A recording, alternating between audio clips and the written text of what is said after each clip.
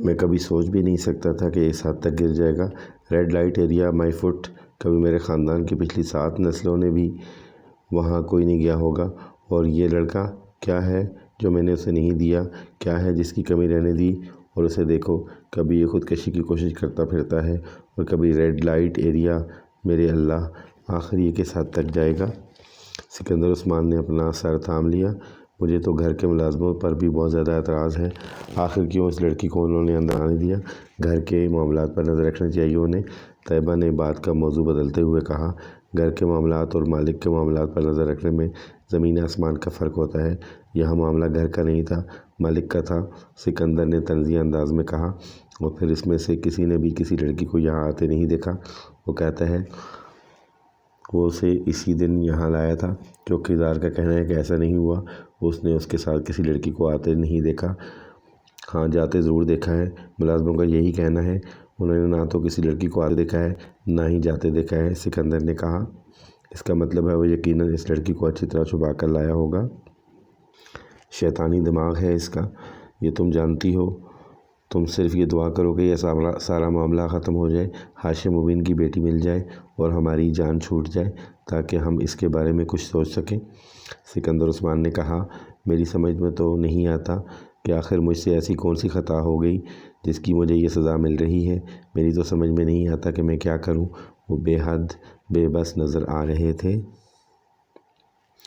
وہ اگلے روز صبح معمول کے مطابق اٹھا اور کالج جانے کے لیے تیار ہونے لگا۔ ناشتہ کرنے کے بعد وہ ڈائننگ ٹیبل پر آیا تو اس نے خلاف معمول وہاں سکندر عثمان کو موجود پایا۔ وہ عام طور پر اس وقت ناشتہ نہیں کیا کرتے تھے، ذرا دیر سے فیکٹری جایا کرتے تھے۔ سالار کو اس وقت انہیں وہاں موجود پا کر کچھ حیرت ہوئی، مگر ان کے ستے ہوئے چہرے اور سرخ آنکھوں سے اندازہ ہو رہا تھا کہ شاید وہ ساری رات نہیں سو سکے۔ سالار کو صبح صبح باہر نکلنے کے لیے تیار دیکھ کر انہوں نے قدری درستی سے اس سے کہا، تم کہاں جا رہے ہو؟ کالج۔ دماغ ٹھیک ہے تمہارا؟ تم میرے گلے میں یہ مصیبت ڈال کر تم خود کالج جا رہے ہو؟ جب تک یہ معاملہ ختم نہیں ہو جاتا تم کہیں نہیں جاؤ گے۔ تمہیں پتہ ہے تم کتنے خطرے میں ہو؟ کیسا خطرہ؟ وہ ٹھٹکا۔ میں نہیں چاہتا ہاشم مبین تمہیں کوئی نقصان پہنچائے، اس لیے فی الحال تمہارے لیے یہی بہتر ہے کہ تم گھر پر رہو۔ سکندر عثمان نے دو ٹوک لہجے میں کہا، اس کی بیٹی مل جائے پھر دوبارہ کالج جانا شروع کر دینا۔ اس کی بیٹی اگر 1 سال نہیں ملے گی تو کیا میں 1 سال تک اندر بیٹھا رہوں گا؟ آپ نے اسے میرے بیان کے بارے میں بتایا نہیں ہے؟ سالار نے تیز لہجے میں کہا۔ میں اسے بتا چکا ہوں، ثنیا نے بھی تمہاری بات کی تصدیق کر دی تھی۔ ان کے لہجے میں ثنیا کا نام لیتے ہوئے تلخی تھی۔ مگر ہاشم مبین ابھی بھی مصر ہے کہ اس کی بیٹی کو تم نے ہی اغوا کیا ہوا ہے۔ تو میں کیا کروں؟ اسے یقین نہیں آتا تو نہ آئے، مجھے کیا فرق پڑتا ہے؟ سالار نے لاپرواہی سے کہتے ہوئے ناشتے کی طرف ہاتھ بڑھایا۔ تمہیں فرق نہیں پڑتا، مجھے پڑتا ہے۔ تم ہاشم مبین احمد کو نہیں جانتے، وہ کتنے اثر و رسوخ والا آدمی ہے اور کس حد تک جا سکتا ہے، اس کا اندازہ صرف مجھے ہے۔ میں نہیں چاہتا کہ وہ تمہیں کوئی نقصان پہنچائے، اس لیے تم گھر پر ہی رہو۔ سکندر عثمان نے اس بار کچھ نرم لہجے میں کہا۔ شاید انہیں اندازہ ہو گیا تھا کہ ان کی سختی کا کوئی اثر نہیں ہوگا، وہ ان کی بات نہیں مانے گا۔ پاپا، میری اسٹڈیز کا حرج ہوگا، سوری میں گھر پر نہیں بیٹھ سکتا۔ سالار سکندر عثمان کے لہجے کی نرمی سے متاثر نہیں ہوا تھا۔ تمہارا حرج ہوتا ہے یا نہیں مجھے اس سے کوئی دلچسپی نہیں ہے، میں صرف تمہیں گھر پر چاہتا ہوں، سمجھے تم؟ اس بار انہوں نے اچانک بھڑک کر بلند آواز میں اس سے کہا، کم از کم آج تو مجھے جانے دیں، آج مجھے بہت سے ضروری کام نپٹانے ہیں۔ سالار یکدم ان کے غصے پر کچھ پزل ہوا۔ تم وہ کام ڈرائیور کو بتا دو، وہ کر دے گا، یا پھر کسی دوست سے فون پر بات کر لو، سکندر نے حتمی انداز میں کہا۔ مگر پاپا، آپ مجھے اس طرح۔ سکندر عثمان نے اس کی بات نہیں سنی۔ وہ ڈائننگ روم سے نکل رہے تھے۔ وہ کچھ دیر بلند آواز میں بڑبڑاتا رہا، پھر تنگ آ کر خاموش ہو گیا تھا۔ وہ جانتا تھا کہ سکندر عثمان اسے باہر نہیں نکلنے دیں گے، مگر اسے اس بات کی توقع نہیں تھی۔ اس کا خیال تھا کہ ثنیا کو سامنے لانے پر اس کی اپنی فیملی کے ساتھ ہاشم مبین بھی مطمئن ہو جائیں گے اور کم از کم یہ مصیبت ان کے کندھوں سے اتر جائے گی۔ مگر اس کے لیے سکندر عثمان کا یہ انکشاف حیران کن تھا کہ ہاشم مبین نے ابھی بھی اس کے بیان پر یقین نہیں کیا تھا۔ سالار وہاں بیٹھا ناشتہ کرتے ہوئے کچھ دیر ان تمام معاملات کے بارے میں سوچتا رہا۔ کالج نہ جانے کا مطلب گھر میں بند ہو جانا تھا، اور وہ گھر میں بند نہیں ہونا چاہتا تھا۔ اس کا موڈ یکدم آف ہو گیا۔ ناشتہ کرتے کرتے اس نے اسے ادھورا چھوڑ دیا اور اپنے کمرے کی طرف چل دیا۔ سکندر صاحب، میں آپ سے ایک بات کہنا چاہتی ہوں۔ وہ لاؤنج میں بیٹھے تھے جب ملازمہ کچھ جھجکتے ہوئے ان کے پاس آئی۔ ہاں کہو، پیسے کی ضرورت ہے؟ سکندر عثمان نے اخبار پڑھتے ہوئے کہا۔ وہ اس معاملے میں خاصے فراخ دل واقع ہوئے تھے۔ نہیں صاحب، ایسی کوئی بات نہیں، میں کچھ اور کہنا چاہتی ہوں آپ سے۔ بولو۔ وہ ہنوز اخبار میں منہمک تھے۔ ملازمہ کچھ پریشان ہونے لگی۔ ناصرہ نے بہت سوچ سمجھ کر سالار اور امامہ کے بارے میں سکندر عثمان کو بتانے کا فیصلہ کیا تھا، کیونکہ اسے یہ سب کچھ اب بہت پریشان کن لگ رہا تھا۔ وہ یہ نہیں چاہتی تھی کہ جلد یا بدیر پتہ چل جائے کہ ان دونوں کے درمیان رابطے کا ذریعہ وہ تھی، اور پھر اسے اور اس کے پورے خاندان کو پولیس کا سامنا کرنا پڑے۔ اس لیے اپنے شوہر سے مشورے کے بعد اس نے سکندر عثمان کو سب کچھ بتانے کا فیصلہ کر لیا تھا، تاکہ کم از کم وہ دونوں گھر والوں میں سے کسی ایک کی ہمدردی اپنے ساتھ رکھے۔ چپ کیوں ہو، بولو؟ سکندر عثمان نے اسے خاموش پا کر ایک بار پھر اسے کہا۔ ان کی نظریں ابھی بھی اخبار پر جمی ہوئی تھیں۔ سکندر صاحب، میں آپ کو سالار صاحب کے بارے میں کچھ بتانا چاہتی ہوں، ناصرہ نے بالآخر ایک طویل توقف کے بعد کہا۔ سکندر عثمان نے بے اختیار اپنا اخبار اپنے چہرے کے سامنے سے ہٹا کر اسے دیکھا۔ سالار کے بارے میں کیا کہنا چاہتی ہو؟ انہوں نے اخبار کو سامنے سینٹر ٹیبل پر پھینکتے ہوئے سنجیدگی سے کہا۔ سالار صاحب اور امامہ بیوی کے بارے میں کچھ بتانا چاہتی ہوں۔ سکندر عثمان کا دل بے اختیار اچھل کر حلق میں آ گیا۔ کیا؟ بہت دن پہلے ایک دن سالار صاحب نے مجھ سے کہا تھا کہ میں ان کا موبائل اپنی بیٹی کے ہاتھ امامہ کو بھی بھیج دوں۔ سکندر عثمان کو لگا وہ دوبارہ کبھی مل نہیں سکیں گے، تو ہاشم مبین احمد کا خیال اور اصرار ٹھیک تھا۔ ان کے بدترین قیاس اور اندازے درست تھے۔ پھر انہیں اپنی آواز کسی کائی سے آتی ہوئی لگی۔ میں نے انکار کر دیا کہ یہ کام میں نہیں کر سکتی، مگر انہوں نے مجھے بہت دھمکایا۔ انہوں نے کہا کہ وہ مجھے گھر سے نکال دیں گے، جس پر مجبوراً میں وہ موبائل امامہ بیوی تک پہنچانے کے لیے تیار ہو گئی۔ اپنی پوزیشن کو محفوظ رکھنے کے لیے ناصرہ نے اپنے بیان میں جھوٹ کی آمیزش کرتے ہوئے کہا۔ پھر اس کے کچھ دن بعد ایک دن سالار صاحب نے کہا کہ میں کچھ کاغذات امامہ بیوی تک پہنچا دوں، اور پھر اسی وقت ان کاغذات کو واپس لے کر آ جاؤں۔ میں نے اپنی بیٹی کے ذریعے وہ کاغذات بھی امامہ بیوی کے پاس پہنچا کر واپس منگوا لیے اور سالار صاحب کو دے دیے۔ میں نے سالار صاحب سے ان کاغذات کے بارے میں پوچھا، مگر انہوں نے نہیں بتایا، مگر مجھے یہ شک تھا کہ شاید وہ نکاح نامہ تھا، کیونکہ اس وقت سالار صاحب کے کمرے میں 5 لوگ موجود تھے، ان میں سے ایک مولوی بھی تھا۔ سکندر عثمان کو وہاں بیٹھے بیٹھے ٹھنڈے پسینے آنے لگے تھے۔ اور یہ کب کی بات ہے؟ امامہ بیوی کے جانے سے چند دن پہلے کی، ناصرہ نے کہا۔ تم نے مجھے اس بارے میں پہلے کیوں نہیں بتایا؟ سکندر عثمان نے درست لہجے میں کہا۔ میں بہت زیادہ خوفزدہ تھی صاحب جی۔ سالار نے مجھے دھمکیاں دی تھیں کہ اگر میں نے آپ کو یا کسی اور کو اس سارے معاملے کے بارے میں بتایا تو وہ مجھے یہاں سے باہر پھینکوا دیں گے۔ ناصرہ نے کہا۔ وہ کون لوگ تھے؟ انہیں پہچانتی ہو؟ سکندر عثمان نے بے حد اضطراب کے عالم میں کہا۔ بس ایک کو، حسن صاحب تھے۔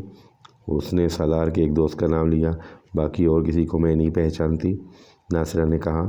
میں بہت پریشان تھی، آپ کو بتانا چاہتی تھی مگر ڈرتی تھی کہ آپ میرے بارے میں کیا سوچیں گے، مگر اب مجھ سے برداشت نہیں ہوا۔ اور کون اس بارے میں جانتا ہے؟ سکندر عثمان نے کہا۔ کوئی بھی نہیں، بس میں، میری بیٹی اور میرا شوہر، ناصرہ نے جلدی سے کہا۔ ملازموں میں سے کسی کو کچھ پتہ ہے؟ توبہ کریں جی، میں کیوں کسی کو کچھ بتاتی؟ میں نے کسی کو کچھ نہیں بتایا۔ تم نے جو کچھ کیا ہے اس کے بارے میں تمہیں بعد میں طے کروں گا، مگر فی الحال تم ایک بات اچھی طرح ذہن نشین کر لو کہ تم کسی کو بھی اس سارے معاملے کے بارے میں کچھ نہیں بتاؤ گی۔ اپنا منہ ہمیشہ کے لیے بند کر لو، ورنہ اس بار میں تمہیں واقعی اس گھر سے نکال دوں گا، بلکہ میں ہاشم مبین اور پولیس سے کہہ دوں گا کہ یہ سب کچھ تم نے کروایا ہے۔ تم نے ان دونوں کو گمراہ کیا تھا، اور تم ہی ان دونوں کو پیغامات ایک دوسرے تک پہنچاتی رہیں۔ پھر پولیس تمہارے ساتھ اور تمہارے خاندان کے ساتھ کیا کرے گی؟ تمہیں یاد رکھنا چاہیے، تمہاری ساری عمر جیل کے اندر ہی گزر جائے گی۔ وہ غصے کے عالم میں اسے دھمکا رہے تھے۔ نہیں صاحب جی، میں کیوں کسی کو کچھ بتاؤں گی؟ آپ میری زبان کٹوا دیجئے، اگر میرے منہ سے دوبارہ اس کے بارے میں کچھ سنیں۔ ناصرہ گھبرا گئی، مگر سکندر عثمان نے رکھائی کے ساتھ اس کی بات کاٹ دی۔ بس کافی ہے، اب تم جاؤ یہاں سے، میں تم سے بعد میں بات کروں گا۔ उन्होंने उसे जाने का इशारा किया। सिकंदर उस्मान परेशानी के आलम में इधर उधर टहलने लगा। इस वक्त उसके सर पर वाकई आसमान टूट पड़ा था। इस वक्त उन्हें पहली बार सालार के हाथों बेवकूफ़ बनने का एहसास हो रहा था। वो किस डहटाई, महारत और बेहूदगी से उनसे झूठ पर झूठ बोलता और उन्हें धोखा देता गया था, और उन्हें इस बात का एहसास तक नहीं हो सका था। और अगर मुलाजमा उन्हें यह सब कुछ ना बताती तो वो अभी तक टांग पर टांग रखे मुतमईन बैठे होते। यही सोचकर सालार अमामा के साथ इन्वॉल्व नहीं है और ना ही उनकी गुमशुदगी में उसका कोई हिस्सा है। वो चंद दिन घर पर रहकर एक बार फिर कॉलेज जाना शुरू कर चुका था। वो जानते थे कि सालार की निगरानी करवाई जा रही थी और हाशिम मुबीन अहमद को सब कुछ पता चलने का मतलब क्या था वो अच्छी तरह जानते थे। उनका कुछ देर पहले का इत्मीनान यकदम ख़त्म हो गया था। वो अंदाज़ा कर सकते थे कि वो कागजात कैसे थे, इन 5 आदमियों की मौजूदगी का मतलब क्या था, सालार और इमामा के दरमियान ताल्लुक़ की नौइयत क्या थी। और इस वक्त उनका दिल चाह रहा था कि वो उसका गला दबा दें या फिर इसे शूट कर दें, मगर वो जानते थे कि वो ये दोनों काम नहीं कर सकते थे। सालार सिकंदर उनका वो बेटा था जिससे वो अपनी औलाद में सबसे ज़्यादा मोहब्बत करते थे, और इस तरह बेवकूफ़ बनने के बाद पहली बार वो सोच रहे थे कि अब सालार सिकंदर की किसी बात पर यकीन नहीं करेंगे। वो उसे मुकम्मल तौर पर हर मामले के बारे में अंधेरे में रखेंगे, और वैसे ही जैसे वो कर रहा था। उसकी इमामत से जान पहचान कैसे हुई? सिकंदर उस्मान ने अपने घर में बेचैनी से टहलते हुए तैयबा से पूछा। मुझे क्या पता उसकी जान पहचान अमामा से कैसे हुई? कोई बच्चा तो है नहीं कि मेरी उंगली पकड़ कर चलता हूँ। तैयबा ने कदरे खफगी से कहा, मैंने तुमसे बहुत बार कहा था कि उस पर नज़र रखा करो, मगर तुम्हें अपनी एक्टिविटीज़ से फुर्सत मिले तो किसी और बारे में सोचो। इस पर तवज्जो देना सिर्फ मेरा ही फ़र्ज़ क्यों है? तैयबा यकदम भड़क उठी। आपको भी तो अपनी एक्टिविटीज़ छोड़ देनी चाहिए, सारा इल्ज़ाम मेरे ही सर क्यों? मैं तुमको कोई इल्ज़ाम नहीं दे रहा, इस बहस को ख़त्म करो। अमामा के साथ शादी, तुम अंदाज़ा कर सकती हो कि हाशिम मुबीन को जब इस तल्लक का पता चलेगा तो वो क्या तमाशा खड़ा करेंगे। मुझे ये सोचकर शौक़ लग रहा है कि उसने ऐसी हरकत करने का सोच कैसे लिया। उसे बिल्कुल भी एहसास नहीं हुआ कि हमारी और हमारी फैमिली की सोसाइटी में कितनी इज़्ज़त है। सिकंदर उस्मान तैयबा के करीब सोफ़े पर बैठते हुए बोले, एक प्रॉब्लम ख़त्म होती है तो हमारे लिए दूसरी प्रॉब्लम शुरू हो जाती है। ये सारा चक्कर इसी वक्त शुरू हुआ होगा जब पिछले साल इसने ख़ुदकुशी की कोशिश के बाद उसकी जान बचाई थी। हम बेवकूफ़ थे कि हमने इस मामले पर नज़र नहीं रखी, वरना शायद ये सबसे पहले बहुत पहले सामने आ चुका होता। सिकंदर उस्मान अपनी कनपट्टी मसलते हुए कहने लगे, और यकीनन ये लड़की भी उसके साथ अपनी मर्ज़ी से इन्वॉल्व हुई होगी, वरना इस तरह कोई किसी के साथ मर्ज़ी के ख़िलाफ़ तो निकाह नहीं कर सकता। और हाशिम मुबीन अहमद को देखें, वो यूँ शोर मचा रहा है जैसे उसकी बेटी का इसमें कोई कसूर नहीं है। जो किया है सालार नहीं किया है, उन्होंने तो FIR भी अगवा की दर्ज करवाई है। तैयबा नए सिरे से सुलगने लगी। जो भी है कसूर तुम्हारे बेटे का है, ना वो ऐसे कामों में पड़ता, ना इस तरह फंसता। अब तो तुम ये सिर्फ सोचो कि तुम्हें इस सूरत हाल से किस तरह बचना है। अभी हम इतनी बुरी तरह नहीं फंसे जिस तरह आप सोच रहे हैं। इस पर यह जुर्म साबित नहीं हुआ। पुलिस या हाशिम मुबीन अहमद के पास कोई सबूत नहीं है, और सबूत के बगैर वो कुछ नहीं कर सकते। और जिस दिन उन तक कोई सबूत पहुंच गया उस दिन क्या होगा, तुमने ये सोचा है? सिकंदर उस्मान ने कहा, आप फिर इम्कानात की बातें कर रहे हैं। ऐसा हुआ तो नहीं है, और हो सकता है हो भी ना। उसने अगर हमें इतना बड़ा धोखा दे दिया है तो हो सकता है कि एक और धोखा ये हो कि उसका रब्ता उस लड़की के साथ नहीं है।